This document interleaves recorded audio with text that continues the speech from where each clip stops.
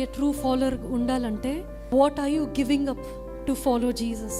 ఇస్తున్నామా ఏదైనా పరిపూర్ణంగా, సగం సగం కాదు. Are you ready to give up? What is that one thing that is holding you up? ఏసీని వెంబడించడానికి ఏంటిది ఒక్కటి మిమ్మల్ని ఆపుతుంది? ఎంతో మందికి ఇప్పుడు social media that is stopping them to become a true follower.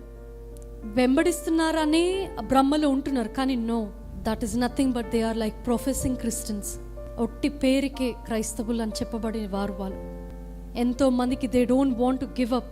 మా బంధువులు ఏమనుకుంటారు, మా మమ్మీ డాడీ వాళ్ళు ఏమనుకుంటారు, ఆర్ మా స్నేహితులు ఏమనుకుంటారు, మా ఉద్యోగంలో ఏమనుకుంటారు.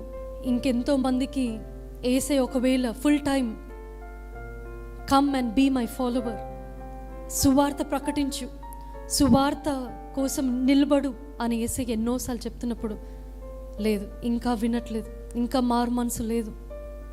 ఏసైని వెంబడించాలంటే we should give to Jesus what is costly to us. అది ధనం అని అనట్లేదు నేను. అది సమయము కావచ్చు, అది సోషల్ మీడియా కావచ్చు, అది మీ నిద్ర కావచ్చు, మీ యొక్క తిండి కావచ్చు, మీ యొక్క ఇష్టమైన ఆహారం కావచ్చు, బట్టలు కావచ్చు, షాపింగ్ కావచ్చు, ఏదైతే ఉందో, are you ready? Are you willing give up that one thing for the lord?